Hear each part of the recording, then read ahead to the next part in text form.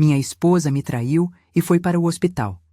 Dizer isso em voz alta ainda soa como algo arrancado de um filme ruim, mas é a única forma que encontro para começar. Era uma noite comum, o jantar à mesa, pratos no escorregador da rotina, e às 21h47 a campainha tocou. O relógio da cozinha congelou aquele instante para sempre na minha memória. Quando abri a porta, havia 2 policiais na calçada e a luz do corredor parecia mais dura do que devia ser. Eles disseram o quarto 412, e eu senti o chão sair debaixo dos meus pés como se alguém tivesse removido um tapete invisível. No hospital, o cheiro de antisséptico colava na garganta. O corredor dava para uma sala de espera pequena, cadeiras plásticas e um letreiro fluorescente piscando. Lembro de pensar no quanto a minha vida cabia, de repente, dentro daquele corredor estreito. Levaram-me até o quarto 412, que era mais uma espécie de câmara branca com uma janela pequena. Havia uma mulher, minha mulher, e eu não sabia onde encaixar as partes dela que eu conhecia. O riso na cozinha, a calma nas manhãs cinzentas, com aquilo que via ali. Pálida, uma manta até o queixo, processos e ruídos médicos ao redor. O nome que o policial disse depois, Thomas, pousou como uma pedra. Não houve gritos, não houve cenas cinematográficas com portas batendo. Foi mais um silêncio curioso e seco, como se alguém tivesse quebrado um copo de cristal no chão da nossa casa e o som tivesse viajado para dentro do meu corpo. Eu me lembro de sentir uma espécie de vidro interno estilhaçar. Não era só a traição, era a quebra das histórias que eu contava para dormir sobre nós. A primeira pergunta que me veio foi prática e humilde. Preciso de provas. Não por razão vingativa, mas porque naquele momento eu tinha 2 corpos no mundo para proteger que não sabiam de nada ainda. Lily, com seus 14 anos entre a infância e algo mais, e Josh, 11, que acreditava que tudo no mundo tinha ordem e regras. Havia outra pressão no ar. Parentes, amigos, vozes que chegavam por telefone ao mesmo tempo que eu tentava respirar. Perdoa. Resolve em casa. Não faça escândalo. Algumas dessas vozes vinham de lugares sinceros. Outras carregavam o peso de preservar uma imagem, um emprego, um nome. Eu podia entender a tentação de empurrar tudo para baixo de um tapete, de manter as aparências pelo bem dos outros, mas havia crianças. E quando existem crianças, a prioridade ganha uma clareza brutal. Elas não podem ser peças no tabuleiro das conveniências dos adultos. Foi assim que decidi agir com 2 objetivos simples: proteger as crianças e saber a verdade. A verdade não é um instrumento de castigo. É uma borda que me permite tomar decisões informadas sobre quem deve ficar perto de Lily e Josh, quando e sob quais condições. Na manhã seguinte, enquanto o sol se infiltrava pela cortina da cozinha e o desenho do barco com âncora que Lily tinha colado na geladeira parecia me olhar, telefonei para um detetive indicado por um amigo. O nome dele era James. Ele veio com um casaco simples, olhar que não julgava e palavras práticas. Peter, o amigo, havia dito que James era discreto, que sabia trabalhar com cuidados quando havia crianças envolvidas. Eu precisava de discrição e objetividade, por isso foi para ele que fui. Nem um átimo de espetáculo, só fato.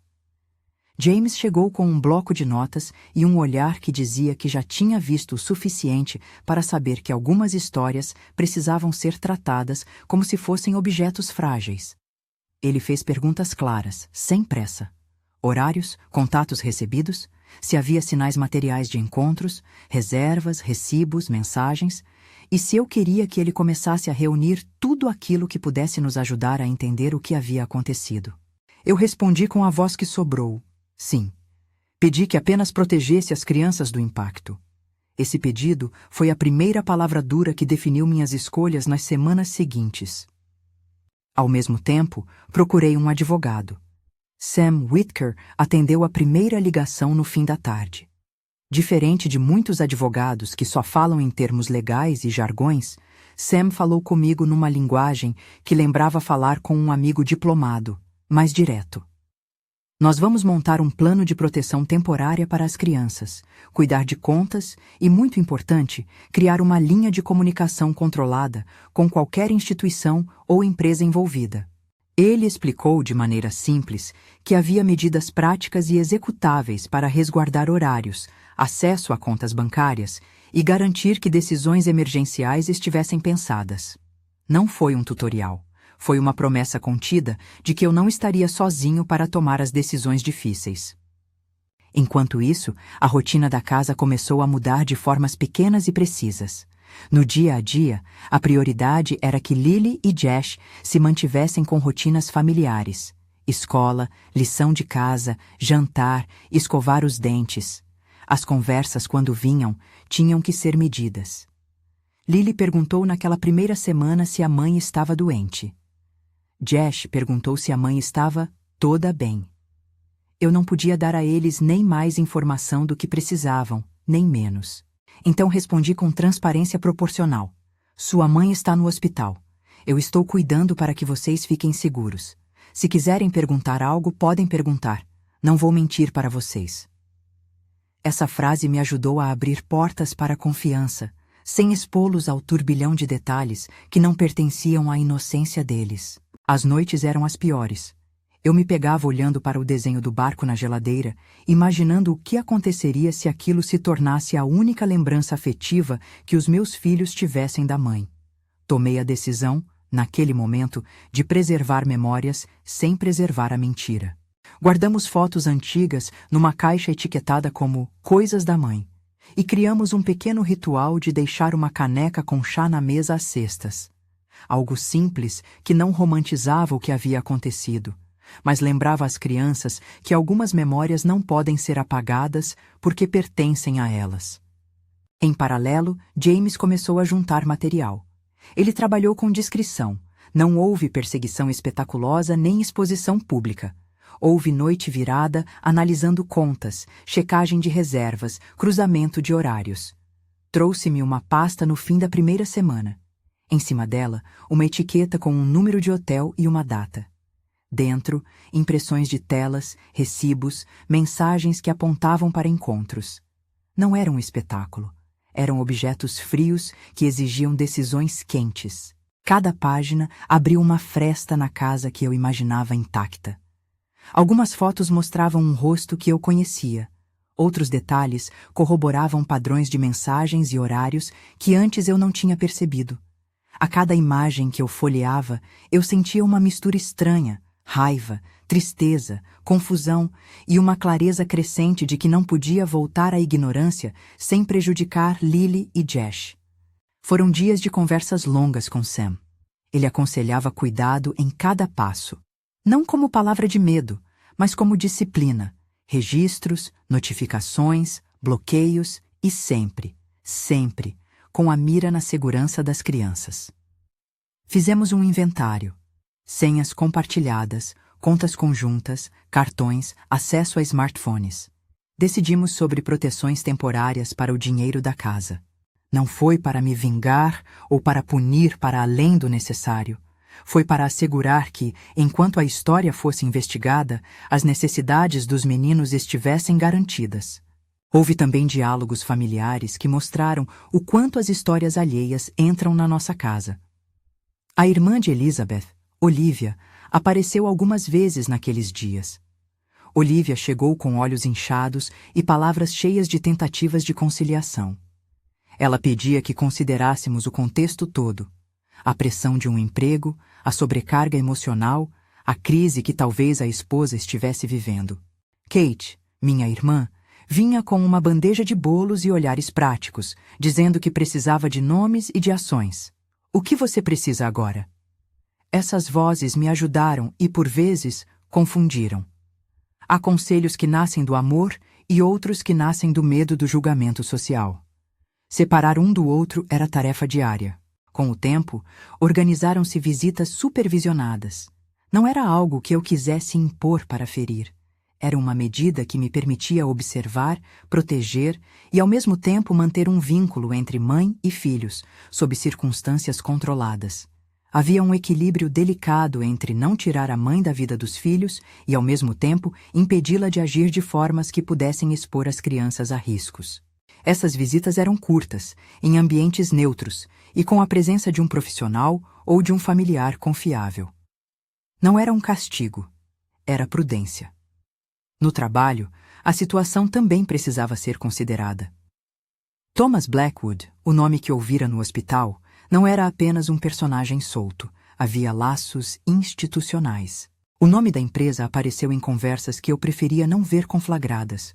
Havia uma responsabilidade coletiva ali, e isso me levou a considerar, com Sam, o canal adequado para cobrar responsabilidade sem transformar isso em um espetáculo. Sam explicou que havia maneiras de buscar esclarecimentos e responsabilizações institucionais que não dependiam de humilhação pública, e eu quis trilhar esse caminho porque meu objetivo nunca foi destruir alguém, mas proteger meus filhos e exigir que estruturas que permitem ou toleram comportamentos que prejudicam famílias assumam responsabilidades. Enquanto as peças práticas iam se encaixando, as emoções não seguiam uma linha reta. Havia dias em que eu me via rindo com Lily por algo trivial que ela disse. Outros em que o peito apertava tanto que eu precisava sair de casa para dirigir por meia hora só para sentir o vento. Eu sentia raiva, sim, mas a raiva talvez fosse a mais simples das emoções ali, porque era a que me dava energia para agir. Por trás dela, às vezes havia culpa, pensando em todas as coisas que talvez eu não tenha percebido, nas pequenas ausências que podem ter aberto frestas na relação. Não como desculpa para o que aconteceu, apenas reconhecimento de que relacionamentos se desgastam com negligência mútua, pequenos e somados. Algumas conversas me marcaram. Uma tarde, Lily sentou à mesa e me perguntou, com uma franqueza que só as crianças têm: "Pai, a mamãe vai voltar para casa?" Respondi com calma: "Eu não sei, filha, mas vou cuidar de você e de Josh, e vamos viver um dia de cada vez." Ela olhou para mim com os olhos de quem já compreendia demais para a idade, e desenhou outro barco com âncora. A âncora, naquele desenho, parecia mais um pedido para que algo segurasse a família, ou talvez um prontuário de esperança. A âncora virou um símbolo que me acompanhou nas semanas seguintes, a necessidade de anexar o que restava a um sentido de segurança. Em paralelo, comecei a sentir a pressão social que vinha com o segredo de família exposto. Algumas pessoas, colegas de trabalho, conhecidos de longa data, fizeram perguntas que eu não quis responder. Eu aprendi a dizer com simplicidade que havia um problema de família que eu estava resolvendo e que não era algo a ser espetacularizado. A privacidade era, naquela hora, um recurso moral, não apenas um direito. Proteger Lily e Josh incluiu também proteger o jeito como o mundo via a mãe e as memórias dela. Eu não queria que as crianças abrissem os olhos um dia e vissem todo o passado materno reduzido a manchetes. James trouxe mais material com o passar das semanas. Não apenas fotos, planilhas de horários, padrões de mensagens, confirmações de reservas. Cada documento era um passo para uma decisão: como e quando confrontar. Confrontar a esposa no hospital, que eu fiz algumas vezes com conversas contidas e olhos diretos, exigia coragem. Em uma dessas visitas, entre a máquina de café do corredor e o respirar de um corredor, ela murmurou coisas incompletas.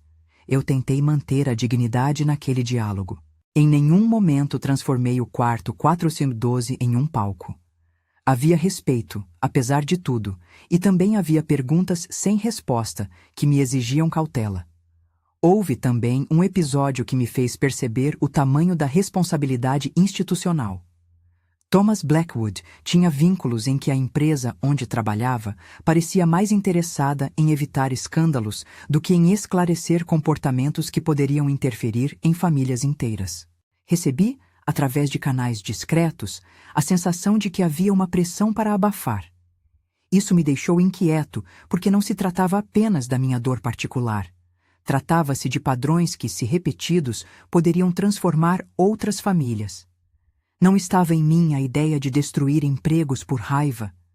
Estava em mim a determinação de exigir que instituições assumissem seu papel quando comportamentos profissionais transbordavam para a vida de pessoas. Conversar com Sam sobre isso foi uma via que eu tomei com muita cautela. Meses iniciais foram de um trabalho em 2 planos: o cotidiano com as crianças, escola, sono, lições, tardes de sorvete que pareciam mais ritual do que prazer, e o trabalho de juntar fatos e estruturar respostas. Fui obrigado a aprender a gerenciar o mundo como uma mesa. Em uma ponta, o amor pelos filhos, no centro, as provas, e na outra, a vida profissional que precisava continuar. Não foi fácil. Muitas noites, antes de dormir, eu olhava para as fotos da família e me perguntava como explicar às crianças que as pessoas que amamos são evidentemente falíveis. E havia a questão do perdão. Perdoar não era um mandato social que eu podia arrotar. Era um território íntimo que não conhecia fronteiras seguras. Para alguns, perdoar vem rápido e cura. Para outros, nunca vem. Eu não queria que a minha decisão fosse guiada por pressão externa. Havia gente dizendo para lavar a roupa em casa, outros pedindo por compaixão. Eu entendi ambos os lados e, ainda assim, mantive minha decisão centrada em proteger Lily e Josh acima de qualquer imagem pública. Perdoar poderia ser uma opção futura. Proteger os meus filhos era uma obrigação presente. Uma tarde, James me ligou pedindo para que eu fosse até um café discreto perto do centro. Havia um envelope, disse ele, que precisava ser entregue em mãos. Quando abri a pasta que ele me estendeu, senti novamente aquela sensação de vidro estilhaçado. Só que desta vez, cada pedaço vinha com uma legenda. Datas, lugares, recibos. Não eram histórias sensacionais. Eram peças que exigiam respostas. Cada foto parecia acender outra memória da casa que eu imaginava inteira. Roupas, conversas que agora reverberavam de forma diferente, mensagens que, lidas em sequência, pareceram compor um padrão. Olhei para as páginas com uma frieza que não me pertencia.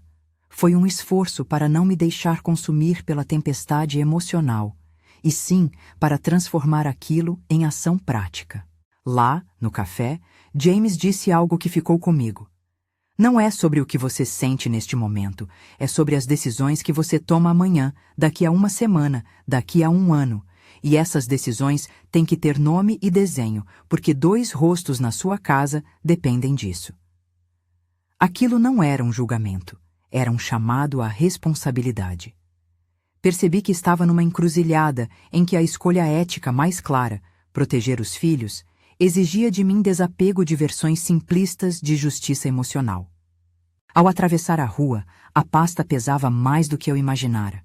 Não pelo conteúdo físico, mas pela carga que carregava, a possibilidade de reconstruir algo ou de romper definitivamente.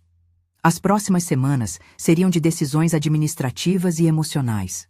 Montamos um plano com Sam para resguardar contabilidade, definir acesso a contas conjuntas e elaborar um termo de visitas supervisionadas. Essas coisas, aparentemente secas, tinham peso humano enorme, garantias de que a escola seria paga, que a casa continuaria segura, que os aniversários não seriam interrompidos por instabilidade financeira. Na esfera pessoal, decidi que não queria transformar a casa em tribunal nem em um campo de batalha. Queria transformá-la em um espaço onde as crianças pudessem continuar a ser crianças, sem ter de processar a moralidade adulta por conta própria. Isso significou estabelecer rotinas rígidas, horários, quem buscava na escola, quem fazia o jantar. Significou também conversar com os professores para que soubessem que a família passava por um momento e pedissem, com sutileza, que observassem qualquer mudança no comportamento de Lily e Josh. Significou, por fim, buscar ajuda profissional para as crianças. Um psicólogo infantil para acompanhá-las e um terapeuta familiar que pudesse me ajudar a tomar decisões com lucidez. Nem tudo foi plano e papel. Houve um dia em que encontrei, por acaso, um bilhete escondido na gaveta da minha cama. Não era a carta que muitos imaginam em histórias assim. Era uma nota curta, uma linha escrita com letra trêmula.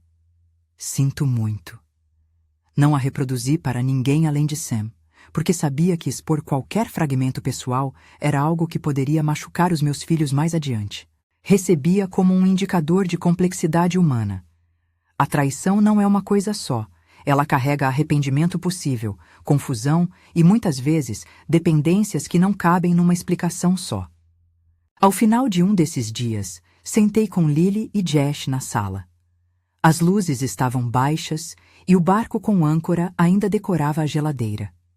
Eu lhes contei, em termos que pudessem entender, que havia algo difícil acontecendo com a mãe e que certos adultos estavam ajudando para manter tudo seguro. Pedi que me dissessem o que sentiam. Lily segurou a mão de Josh e disse: "Eu só quero saber que a gente vai ficar junto." Disse-lhe que sim, que acima de tudo eu cuidaria para que eles permanecessem juntos e seguros. Foi a promessa que me sustentou nas semanas seguintes. Ainda havia conversas deixadas para trás com Olivia e com a família de Elizabeth. Eles pediam espaço para lidar com dor. Eu ofereci isso dentro do limite que garantia proteção aos meus filhos. Kate vinha com marmitas, sentava-se à mesa e falava sobre rotina como se fosse um tipo de oração prática. Havia, no calor humano dos pequenos gestos, uma sensação de que a reconstrução poderia se fazer em minúcias. Um bolo, um cafezinho, uma lição de casa feita junto. Essas miudezas foram o compasso das semanas em que juntávamos dados, montávamos estratégias e protegíamos a inocência das crianças. O envelope de James, no entanto, representava também um limiar. Ele não apenas confirmava o que suspeitávamos, mostrava que havia material suficiente para provocar decisões maiores, envolver a empresa, buscar alguma forma de responsabilização institucional ou simplesmente usar aquilo para garantir que a mãe, se tentasse retomar acesso irrestrito às crianças, o faria sob condições claras. Era hora de escolher o tom: diálogo privado, ação institucional ou medidas judiciais mais amplas. Cada escolha carregava consequências não só para mim e para minha família, mas para a vida dela e para as pessoas ao redor. Naquela noite, sentei na varanda com a pasta sobre os joelhos. A cidade estava calma, o ruído distante, e eu senti pela primeira vez o peso do que significava tomar decisões públicas sobre uma dor privada. Não queríamos espetáculo. Queríamos segurança, verdade e apenas a possibilidade de transformação que respeitasse a dignidade de todos os envolvidos. Olhei para o desenho do barco na geladeira, imaginei cada pequena âncora afundando numa água que pudesse finalmente ficar calma. E então, numa mistura de cansaço e determinação, fechei a pasta com os documentos e respirei fundo. Amanhã teria que escolher o próximo passo. Foi ali, entre o som da cidade adormecida e a pasta fechada no meu colo, que percebi que o dilema que enfrentava não era apenas sobre perdoar ou não perdoar. Era sobre definir, de modo prático e ético, o que significava proteger duas crianças que não pediram por nada disso.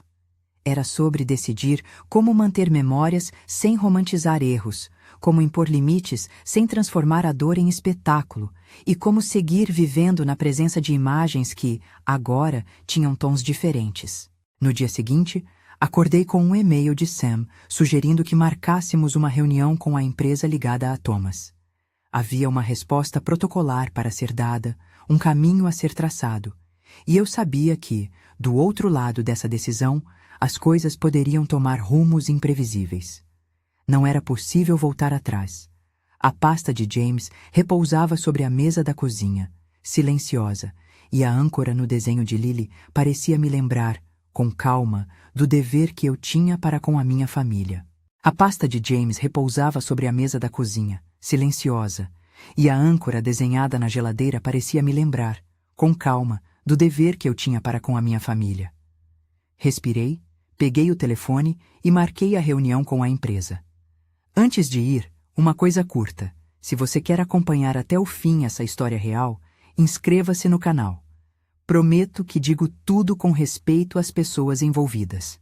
A sala de reuniões onde nos encontramos com representantes da Sterling Marketing era neutra, com uma mesa longa e cadeiras que pareciam projetadas para formalidades. Do outro lado, Richard Sterling entrou com um casaco escuro e uma expressão que tentava equilibrar cortesia e contenção. Havia de minha parte uma mistura de cansaço estratégico e uma decisão firme. Minha prioridade ali não era destruir ninguém, era garantir que, se houve falhas institucionais que contribuíram para aquilo que aconteceu na minha casa, elas fossem reconhecidas de forma que protegessem outras famílias e que os filhos tivessem alguma segurança. Sam conduziu a conversa com precisão contida. Ele expôs, de modo claro e direto, os pontos que nos interessavam. Reconhecer responsabilidades institucionais, assegurar que o caso fosse revisto internamente e propor garantias financeiras para a educação das crianças enquanto as circunstâncias fossem apuradas. Não usamos a sala para alardes. Cada frase tinha o peso de uma escolha. Richard respondeu com cautela, pediu tempo para consultar documentos e sugeriu abertura para uma revisão interna sem admitir culpa pública. Algo previsível, talvez, mas que exigia de mim equilíbrio. Não queria me transformar em paladino público. Queria garantir o futuro das crianças. Nas semanas que se seguiram, houve trocas formais de comunicados, reuniões mais técnicas e oferecimento de algumas compensações práticas. Em paralelo, eu raramente fazia menção pública ao nome de Thomas Blackwood. Não se tratava de negar a verdade, mas de proteger Lily e Josh de uma exposição que poderia se transformar num peso maior do que já carregavam. Com Sam, definimos linhas claras: respeito às investigações, negociação privada com o objetivo de estabelecer um fundo para as crianças e, se necessário, medidas para que a empresa revisasse suas políticas internas. A opção por um acordo confidencial foi dolorosa. Parte de mim queria transparência pública, mas outra parte, a de pai, entendeu que uma batalha pública contra uma corporação poderia arrastar os nomes dos meus filhos para lugares onde poderiam ser feridos. Escolhi priorizar a segurança deles.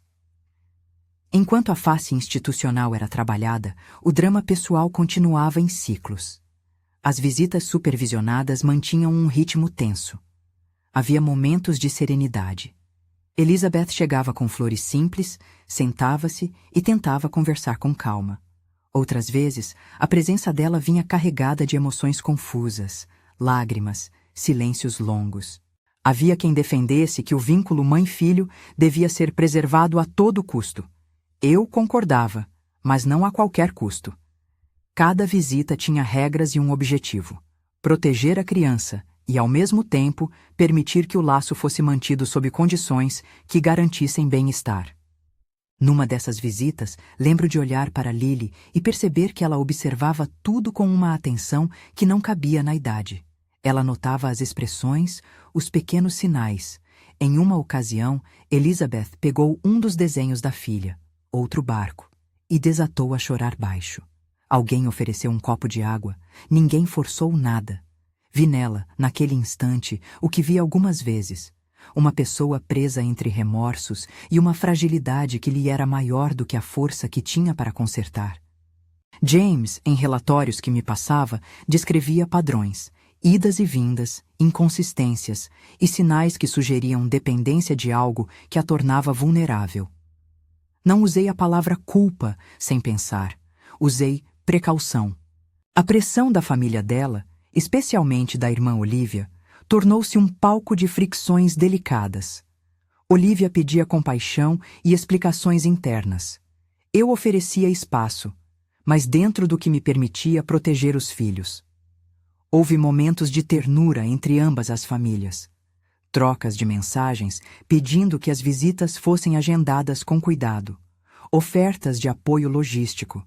Pedidos para que não rompêssemos laços. Não poucos, no entanto, pediam perdão rápido, quase como se a reconciliação fosse uma obrigação social para livrar a todos da vergonha. Recusei essa imposição. Perdoar pode ser lindo, mas não pode ser exigência que coloque crianças em risco. Com o tempo, Elizabeth entrou em programas de apoio. Houve sessões de terapia, avaliações médicas e tentativas de reabilitação. Alguns períodos foram promissores. Ela vinha às visitas mais sóbria, falava com clareza, perguntava sobre as escolas, demonstrava interesse em retomar rotinas. Esses breves intervalos de lucidez traziam esperança e também apreensão. Por quê? Como qualquer pai que já acompanhou recaídas sabe, a esperança pode se tornar mecanismo de auto-engano se não for acompanhada de estruturas reais de cuidado. James nos avisava para manter vigilância, e Sam lembrava que a proteção financeira e jurídica continuava necessária enquanto o acesso não fosse considerado seguro e contínuo. Houve também incidentes que me deixaram em alerta. Pequenos sinais, mensagens em horários estranhos, bilhetes com promessas de mudança, desaparecimento de compromissos. Em uma ocasião, uma visita terminou cedo porque houve um comportamento que indicava consumo de álcool. Não descrevo detalhes gráficos. Apenas digo que, ao ver aquele episódio, senti uma fricção entre piedade e responsabilidade. Era necessário impedir que as crianças se tornassem testemunhas de um processo que pertenciam aos adultos. O plano, então, era claro.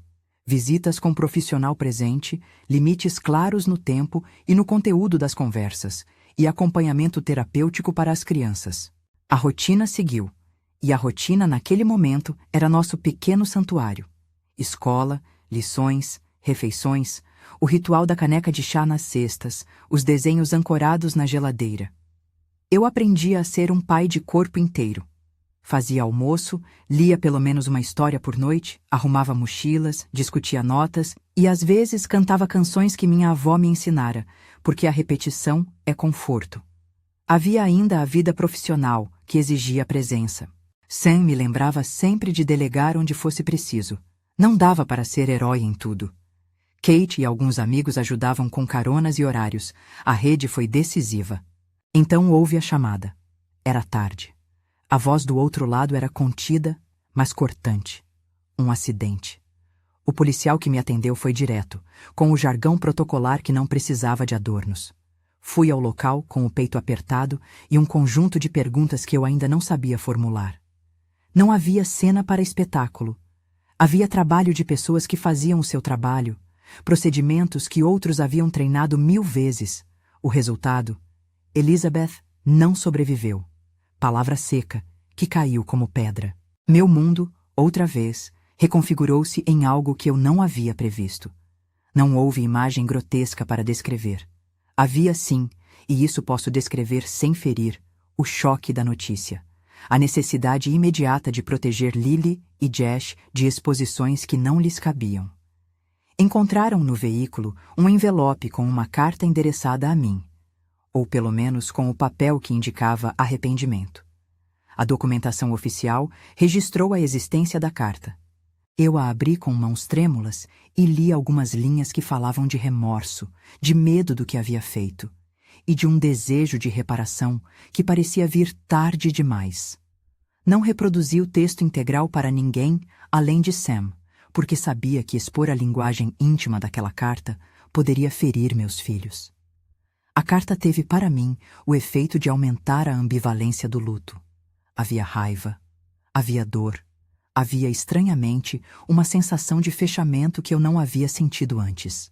A primeira decisão prática após a notícia foi óbvia: proteger as crianças da imprensa, preservar privacidade e manter a rotina.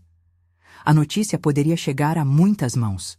Havia gente que saberia transformar isso num espetáculo. Liguei para Kate, que veio correndo, e para Sam, que passou a coordenar contatos. Decidimos por um velório privado em família e por comunicar à escola de forma que só quem precisasse soubesse. Pedi que a divulgação fosse mínima. Olivia veio ao hospital. Havia choro, abraços contidos e episódios de quem tenta manter o foco no humano em meio ao colapso emocional. Algumas pessoas quiseram mostrar raiva. Eu senti raiva e tristeza, mas tinha naquele momento uma obrigação prática. Lily e Josh. E ali, na sala de hospital, eu não podia desfazer todas as rupturas. Contar às crianças foi uma das experiências mais duras de minha vida. Sentei-os na sala, as luzes amenas, desenhos espalhados como uma paisagem de memória. Eu sabia que precisava ser honesto e simples. A mamãe sofreu um acidente e não vai mais voltar. As palavras, por mais rudes, eram necessárias e ditas com calma. Eles choraram. Lily perguntou por quê, e eu disse que não sabia todos os porquês. Disse, sem mentir, que a mãe havia falhado em algumas coisas e que também havia amado. Josh ficou mudo por um longo tempo, segurando o bursinho. Havia raiva, confusão, incredulidade. Cada emoção era legítima. Eu chamei o psicólogo infantil que já acompanhava as crianças e pedi que viesse à casa. A presença profissional foi crucial para dar às crianças espaço para sentir, sem se sentirem responsáveis pela dor dos adultos. Tomamos decisões práticas que um pai que planeja não gostaria de ter que tomar. O funeral foi organizado de maneira contida, com opções para as crianças participarem do que pudessem. Havia resistência interna. Parte de mim queria uma despedida neutra. Outra parte precisava honrar que, apesar de tudo, Elizabeth fora mãe deles. No velório, mantive o tom simples, alguns poucos amigos e familiares próximos e palavras que não procuraram absolver nem demonizar. Disseram-se memórias boas. Falou-se do riso dela, das manhãs em que fazia biscoitos. Eu falei também, e confesso que foi preciso coragem. Falei que havia erros, que não podia esconder que eles existiram, mas que o amor de mãe não se anulava por isso.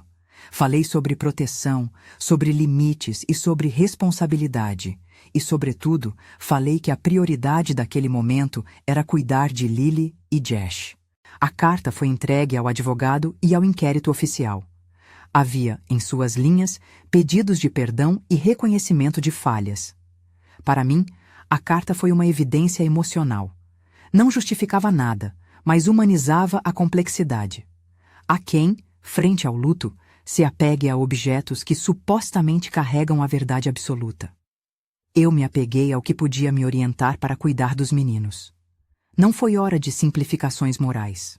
Foi hora de providências. A guarda temporária que já tínhamos em discussão com Sam foi convertida em guarda efetiva, com definidores claros sobre visitas que pudessem ocorrer apenas se e quando um plano de cuidados fosse aprovado por profissionais competentes.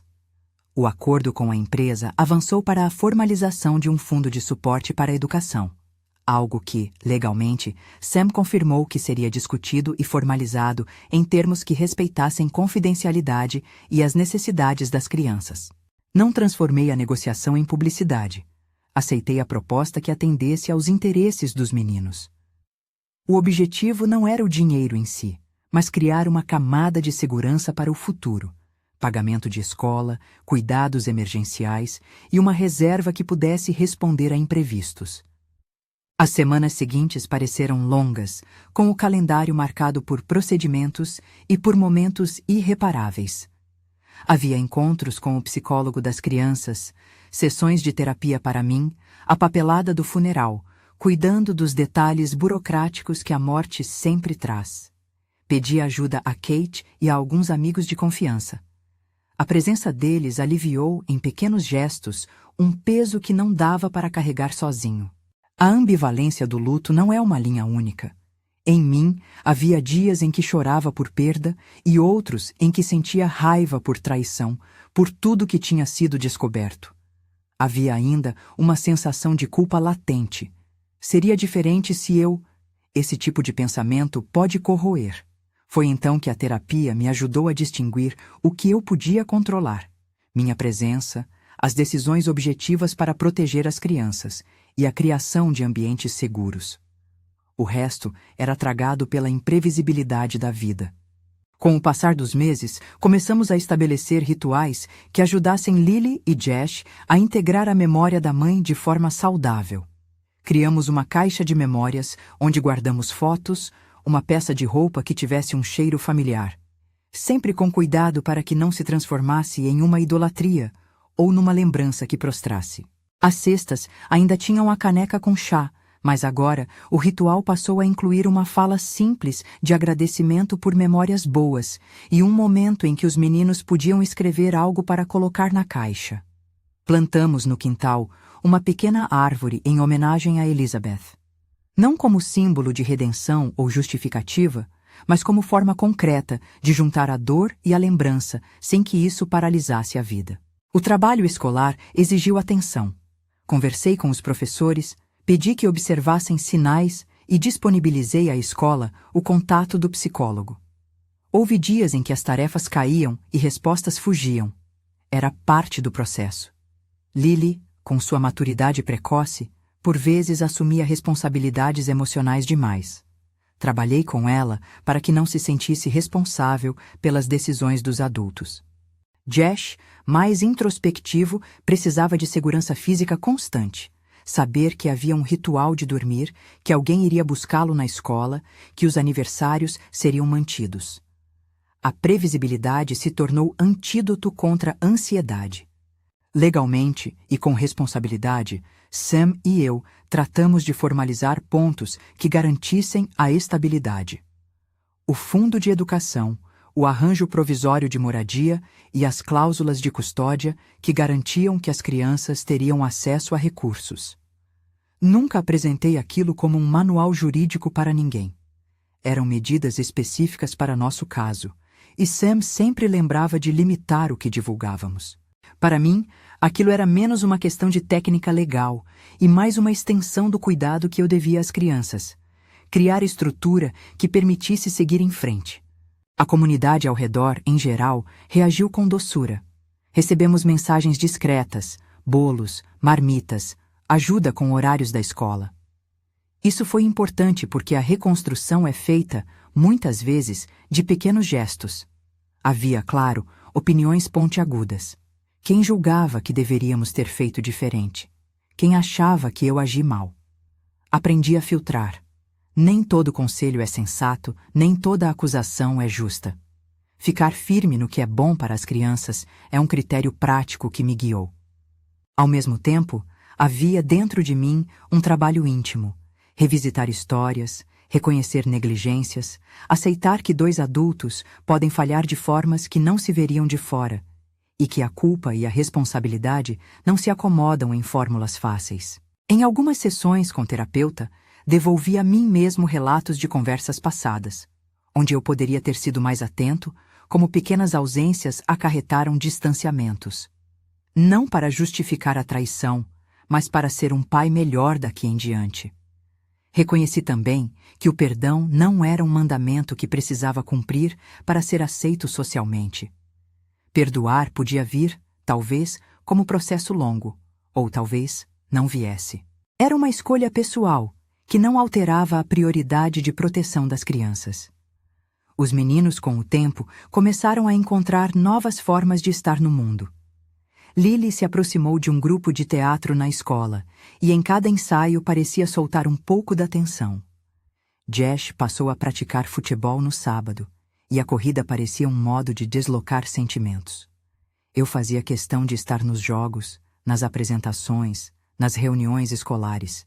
A presença, mais do que qualquer palavra, mostrou-se uma forma concreta de amor. Anos depois do acidente, e digo anos não como tempo que cura tudo, mas como medida de processos que se reorganizam, a vida mudou. O novo cotidiano tinha silêncios que antes não havia. Havia escolhas que eu tomei para assegurar que as lembranças da mãe não se convertessem em culpa nem em vitimização. Em aniversários, por exemplo, celebrávamos a vida que tivemos, um bolo, uma música que lembrava a mãe, e depois, em particular, conversávamos sobre limites e sobre a complexidade humana. Lily e Josh, com maturidade crescente, entenderam que a mãe era, ao mesmo tempo, pessoa com falhas e agente de afeto. Eles aprenderam de forma prática que pessoas podem ser amorosas e imperfeitas ao mesmo tempo. Em termos institucionais, o acordo com a Sterling Marketing resultou na criação de um pequeno fundo de apoio para as crianças, além de um compromisso por parte da empresa de rever suas políticas internas relativas a condutas que possam transbordar para afetar famílias. Não publiquei os detalhes, e o acordo teve cláusulas de confidencialidade. Entendi que a resolução particular atendia aos interesses imediatos de Lily e Josh, sem transformá-los em tema público. Para mim, a vitória não foi denunciar em praça pública, mas garantir que existissem canais que pudessem prevenir que outras famílias passassem por algo semelhante sem amparo. Não transformei o episódio em campanha, mas busquei que algum resultado prático permanecesse, uma pequena semente de responsabilidade institucional. A vida com o peso do luto e da traição não se resume a grandes resoluções. É feita de hábitos: ligar para os avós, manter a arrumação do quarto das crianças, checar as datas de vacina, marcar terapia. Em dias difíceis, sento no banco da cozinha, olho para o desenho do barco, agora um pouco desbotado, e lembro de que parte do trabalho do adulto é conter o mar para que as crianças possam aprender a velejar. Havia na minha cabeça uma distinção importante. Não posso apagar o erro da mãe, nem posso permitir que eles carreguem o ônus desse erro como se fosse a própria identidade. Eu precisava criar espaço para que o amor fosse lembrado sem que a falha tomasse conta. Foi um processo de humilhação e de coragem. Aprendi a aceitar ajuda. Aprendi a receber o desconforto de perguntas que me confrontavam sobre escolhas passadas. E aprendi, acima de tudo, que cuidar das crianças era um ato cotidiano e prático. Cozinhar um almoço, pagar uma conta, ir ao treino, comparecer a uma reunião escolar fazia parte do mesmo gesto que escolher um advogado responsável, que manter uma conversa delicada com a família da falecida. Tudo fazia parte de um mesmo campo: proteção. Algumas vezes, em noites longas, eu me permitia revisitar a carta que Elizabeth deixou. Não para buscar consolo, mas para entender a complexidade humana que a antecedeu. Havia ali sinais de arrependimento, palavras curtas que sinalizavam que ela compreendia as consequências de suas ações. A leitura trouxe alívio e dor, e nunca foi uma justificativa. Era, isso sim, um elemento a mais na construção de uma narrativa que eu precisava transformar em cuidado. A carta, formalmente, entrou nos arquivos do inquérito. Emocionalmente, virou um ponto de reflexão. Pessoas cometem erros, e o amor que tiveram não é cancelado por isso. Nos momentos em que alguém me perguntava, nos anos seguintes, como eu havia superado, minha resposta sempre foi a mesma. Não superei no sentido simplista. Aprendi a conviver com a ambivalência. Aprendi que a vida segue e que o amor por meus filhos exigia ação, não passividade. Usei terapia, apoio de amigos e pequenos rituais para manter a sanidade. Ensinei-lhes, sempre que possível, a reconhecer emoções sem serem tragados por elas. Mostrei que sentir raiva e também compaixão é humano, e que essas coisas podem coexistir sem anular a necessidade de limites. A comunidade também aprendeu. Houveram conversas dolorosas sobre como proteger famílias vulneráveis, sobre como as empresas lidam com condutas de seus funcionários e sobre o papel que todos nós temos em evitar que o silêncio se torne conivência. Houveram críticas e também apoio. Minha escolha foi sempre caminhar de forma que o menor dano recaiu sobre Lily e Jash. Não busquei revanche, busquei responsabilidade. Hoje, ao olhar para o desenho do barco, que sobreviveu mais por nossos cuidados do que por milagre, vejo nele a imagem de um trabalho contínuo. A âncora desenhada por Lily não era mero ornamento, era um lembrete de que há forças que ancoram, que estabilizam. Não são soluções completas, são pontos de apoio. Se tem uma lição que eu quero deixar e que tento ensinar aos meninos, é que proteção é um ato de amor concreto. Colocar limites, buscar ajuda profissional, preservar a privacidade quando necessário e não permitir que a narrativa pública transforme as crianças em objetos de espetáculo. O perdão, se vier, que venha livre de concussões sociais. Não é mandamento que se exija em público. É uma escolha íntima que pode levá-lo à paz. Ou não. Mas a proteção das crianças é um mandamento prático que não admite relativização. Quando me perguntam hoje o que eu diria a alguém que passa por situação parecida, respondo com cuidado. Escute profissionais, proteja as crianças, mantenha rotinas e procure apoio emocional. Não ofereço receitas, ofereço testemunho. Cada caso é singular, mas a prioridade inegociável é o bem-estar dos mais vulneráveis. Sempre. A carta de Elizabeth, a pasta de James e as conversas com Sam e com a empresa foram ferramentas para que eu pudesse tomar decisões responsáveis. Não curei feridas com elas, mas as usei para construir arranjos que permitissem aos meus filhos crescerem com segurança. A vida seguiu. Herdamos memórias legítimas, manhãs de risos, alguma cumplicidade e também a fratura que trouxe lições. Ensinei aos meus filhos que memória não é condenação, é patrimônio que se cuida. Se você leu até aqui, talvez carregue, como eu, histórias que doem. Se for o seu caso, quero dizer algo com total honestidade. Há espaço para a dor e há espaço para a reconstrução. Não é fácil e talvez seja muito lento, mas é possível construir segurança para aqueles que dependem de nós. E isso, mais do que juízos definitivos, é a responsabilidade urgente. Se essa história tocou você de alguma forma, compartilhe com cuidado e respeito nos comentários sua experiência. Se conhece alguém que precisa ouvir uma palavra de apoio, compartilhe este vídeo com gentileza. E, se ainda não assinou o canal, considere se inscrever para acompanhar outras histórias e reflexões que ajudam a transformar experiências difíceis em cuidado prático. Obrigado por estar comigo até aqui.